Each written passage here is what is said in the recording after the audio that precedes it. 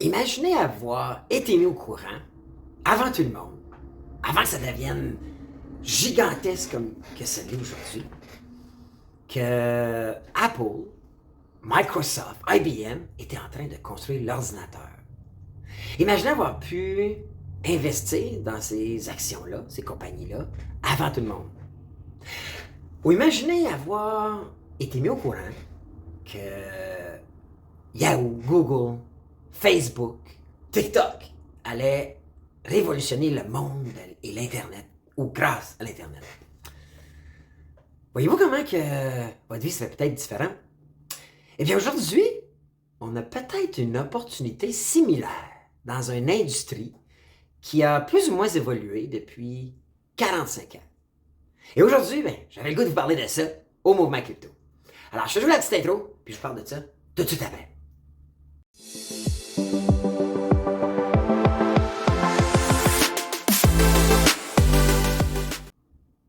Hey, bonjour tout le monde, c'est Bruno du Mouvement Crypto, j'espère que vous allez bien. Tout d'abord, s'il vous plaît, pose like, ok? Vous connaissez un peu ma demande spéciale à chaque vidéo, ces vidéos-là sont gratuites pour vous. Mais en échange, j'aimerais ça que vous puissiez avoir un petit like. Puis m'écrire un petit hey, allô Bruno, dans les commentaires. Puis à la fin, si vous aimez, partagez sur vos murs Facebook, partagez par courriel, Messenger, sur Twitter, peu importe. Pourquoi? Juste ça, c'est parce que ça nous donne un petit coup de main à diffuser nos vidéos et ça envoie un signal fort aux algorithmes sur lesquels, l'algorithme des médias sociaux sur lesquels vous regardez cette vidéo-là, que vous appréciez et qu'elle mérite d'être diffusée. On veut pas être des Instababes ou Instacan, on veut tout simplement rassembler des gens comme vous qui sont en fait intéressés par l'industrie de la crypto, cet nouvel univers qui cache plein d'opportunités. Et aujourd'hui, on va parler d'une opportunité forte.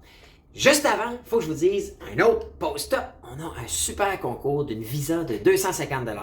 Allez sous la vidéo, allez cliquer sur la vidéo, allez vous inscrire. Suivez le lien, allez sur mouvementcrypto.com. Inscrivez-vous. On a en ce moment là, des boutons, un petit robot de service chat qui va vous indiquer toutes les différentes actions à faire. Ça vous engage à rien, puis vous pouvez gagner une visa de 250 $ à la mi-septembre. Alors, aujourd'hui, j'avais le goût de vous parler d'une révolution dans l'industrie bancaire, financière, internationale. Ouais, on appelle ça la ISO 20022. Et savez-vous il va y avoir des opportunités dans le domaine de la crypto. Des coins, des projets qui sont déjà conformes à la norme, qui vont être mis de l'avant puis qui vont développer des applications qui vont révolutionner le monde. Je le sais, vous le voyez pas. On n'en parle pas dans les médias, c'est bien sûr. Mais en ce moment, il y a des gens très fortunés, des fonds, des gens dans l'industrie qui investissent des sommes phénoménales dans ces industries-là et ces projets-là. Et moi, j'ai le goût de vous les partager parce que je pense sincèrement que c'est un industrie qui va révolutionner le système bancaire. Alors, tout d'abord, je vais vous faire comprendre de quoi on parle justement. Okay?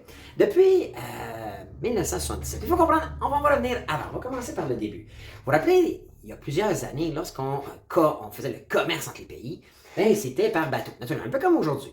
Par contre, les gens, quand ils devaient envoyer des colis, de la marchandise, tout genre, c'était emballé un peu n'importe comment. On avait des barils pour la boisson, l'alcool ou l'eau, peu importe les breuvages. On avait des boîtes, des sacs, des poches, peu importe. Et un jour, il y a eu une révolution dans l'industrie du commerce de transport. Et on a inventé le container et un système international qui a permis à tous les pays, tous les systèmes, de créer une uniformité. Puis moi, je vous le dis, moi, j'ai fait de l'importation de Chine il y a quelques années et tu dois te conformer au système. Puis, vous voyez comment c'était beaucoup plus efficace, productif. On a statué sur ce qu'on appelle un container, un contenant d'une certaine dimension qui est universel. Donc, ce container-là, tu achètes le container, tu le remplis, tu fermes les portes et lui va être universel pour tout type de transport ou presque. Donc, quand on remplit le container, ça embarque sur le bateau, ça traverse l'océan. Là, ça arrive dans un port, c'est contrôlé dans un système universel. C'est déposé sur un train, s'il faut le déplacer en train. Ensuite de ça, ça arrive dans une gare. Puis ensuite de ça, ça s'est déposé sur un camion, un 18 roues. C'est mis sur le trailer en arrière. Et on a un système universel qui était adopté par tous les pays de la planète. Maintenant, Pendant ce temps-là, par contre, il fallait changer. Si on vend de la marchandise entre, que ce soit l'Europe, l'Amérique, la Chine, l'Asie, on a plein de devises. Et depuis des années, depuis en fait 1977, on a un système qui fonctionne, qui s'appelle, qui a été bâti par un système ISO 15022 et qui a rassemblé la grande majorité des pays sous un acronyme en fait qui s'appelle le système SWIFT. Okay? Moi qui, avec mon agence marketing, on achète des services de publicité Google et quand on envoie les sous vers Google pour payer les factures mensuelles, eh bien, on passe par le système SWIFT. C'est un système qui est efficace, qui fonctionne, mais qui requiert l'assistance humaine et qui a certains délais au niveau de la production. Il faut un humain pour pouvoir approuver les transactions et c'est en fait le système uniformisé qui va faire passer de votre banque, exemple la mienne, qui est canadienne, à la banque américaine, tout en confirmant, puis c'est le système qui s'assure de la communication entre les banques. Maintenant, au fil du temps, on a évolué. Et vous pouvez voir que c'est un système extrêmement complexe, extrêmement volumineux. Et au fil du temps, l'évolution nous a amené à dire, OK, on peut peut-être revoir mieux. Alors, c'est en fait le ISO. Okay? Le ISO, c'est une organisation. Okay? C'est une organisation de standardisation. Okay? ISO tient pour International Organization for Standardization. Okay? Standardization. Ou l'Organisation internationale de la standardisation. On veut standardiser les méthodes de communication. Alors, ISO compte maintenant au-dessus de 167 pays et c'est eux qui créent les normes dans le domaine industriel et commercial.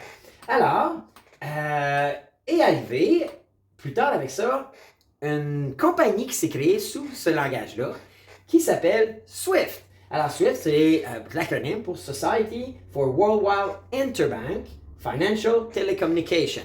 Donc, c'est un système de télécommunication interbancaire. Et ce système-là, c'est une coopérative, c'est la plus grosse, la plus volumineuse, et c'est celle qui regroupe les plus grands pays, les plus grandes banques au monde. C'est en place depuis 1977.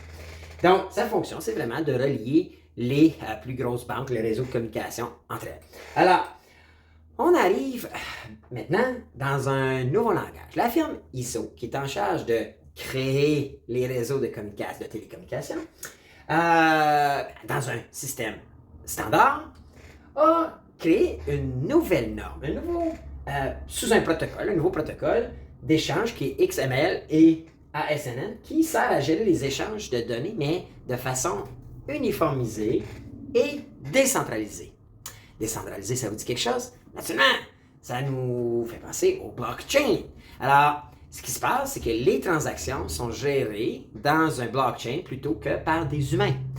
Plus efficace, fonctionne 24/7, plus rapide, plus économique. Et cette norme-là a été acceptée par l'ensemble des pays et est déjà en développement. Il y a déjà des pays qui utilisent cette nouvelle norme-là, ISO 20022, comme la Suisse, comme le Japon, comme la Chine.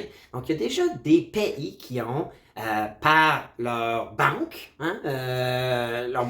nationale, introduit ce système d'échange-là. Maintenant, il y a un réseau, une organisation qui ne l'a pas encore introduite, mais qui est tout près de le faire. Okay? C'est le système SWIFT. Là, je vous explique. Donc, depuis des années, là, ce qui se passe, c'est que là, le système, en fait, l'organisation SWIFT, rappelez-vous, là, qui regroupe les plus grandes banques, les plus grands pays, a confirmé, en fait, c'est supposé être l'année passée, mais a confirmé qu'en novembre 2022, ça serait le début et ils donneraient 3 ans à leur banque pour introduire et mettre en place ce nouveau protocole-là. Donc, entre novembre 2022 et novembre 2025, on va avoir les banques canadiennes, américaines, britanniques qui vont migrer vers ce nouveau protocole de télécommunication. Là, vous allez me dire, non, okay, c'est bien correct, c'est bien cool, okay, c'est la technologie. Mais là, ce qu'il faut comprendre, c'est que dans ce nouveau protocole-là, va se bâtir des applications. Il va se bâtir des applications, mais tout ça à différentes façons. Des applications pour l'échange quand on veut retirer de l'argent, si on veut faire des transferts bancaires, il va se présenter tout plein d'applications. Et où est-ce qu'il y a une opportunité pour pour les gens comme nous dans le monde de la crypto? C'est qu'on a en ce moment des projets crypto qui sont déjà conformes à la norme ISO 20022. Alors, aujourd'hui, je vais vous présenter les deux plus importants à ce jour. OK? Le premier, que vous avez déjà peut-être entendu, c'est XRP. Le deuxième, Stellar. Alors, je vais un petit peu plus en dessin. Vous avez peut-être déjà entendu de Ripple. Ripple, c'est le nom de l'entreprise qui a développé le coin XRP. Le coin XRP fait partie des standards et est conforme à la norme ISO 20022. Ripple, c'est un réseau de paiement numérique et un protocole conçu pour les transactions plus instantanées, mais plus commerciales et institutionnelles. Vous comprenez? C'est un processus pour aider les banques, les gouvernements et les institutions à échanger entre elles. Alors, contrairement au Bitcoin, qui est vu comme plus une réserve de valeur, comme l'or, right? Alors, on comprend qu'on a un nouveau projet. On connaît le Bitcoin, ok? Je compare souvent le Bitcoin à l'or. On comprend Ethereum. Je compare souvent Ethereum au pétrole. Alors, chaque protocole, chaque projet a une similitude avec les actifs d'aujourd'hui, right? Ou qu'on connaît déjà, ok? Ou les différents projets d'investissement ou opportunités. Maintenant, Ripple est un nouveau projet qui va définitivement révolutionner le système bancaire. Maintenant, faites à noter, en ce moment, Ripple, XRP, est victime d'une poursuite et d'inspection de la part de la Securities and Exchange Commission, la SEC américaine. C'est un peu la police financière. Plusieurs vont dire que c'est parce qu'ils veulent s'assurer que tout soit conforme avant que Ripple, offre leur coin, leur projet à différentes institutions bancaires. Mais il y en a d'autres qui pensent aussi que c'est une stratégie de la SEC pour permettre aux gros investisseurs et aux gros fonds américains d'investir avant tout le monde dans ce projet-là. Personnellement, j'ai plus ou moins d'opinion, mais je surveille le coin à tous les jours. Okay? C'est un coin qui est intéressant. Alors, j'enregistre cette vidéo-là, on parle d'environ 37 sous le coin, mais je crois sincèrement qu'il va y avoir des annonces parce qu'on lit beaucoup qu'ils sont très liés avec plusieurs grandes banques américaines et internationales et qui vont être probablement un des premiers à offrir une solution extrêmement rapide et avantageuse pour les transactions et les communications bancaires et institutionnelles.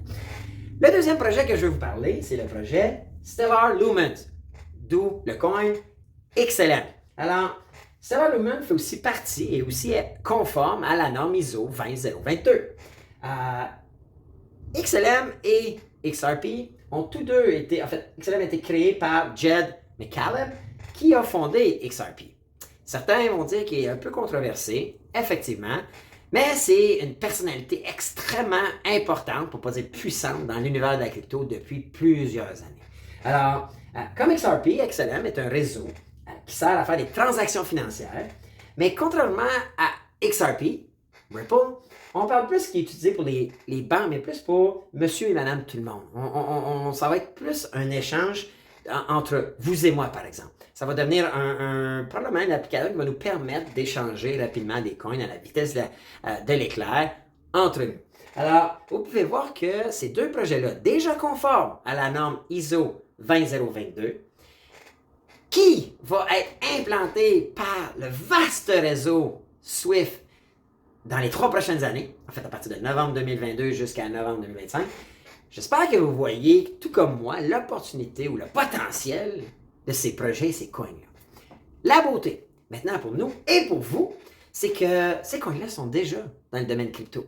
Et ils sont déjà sur les exchanges en ce moment et disponibles pour l'achat.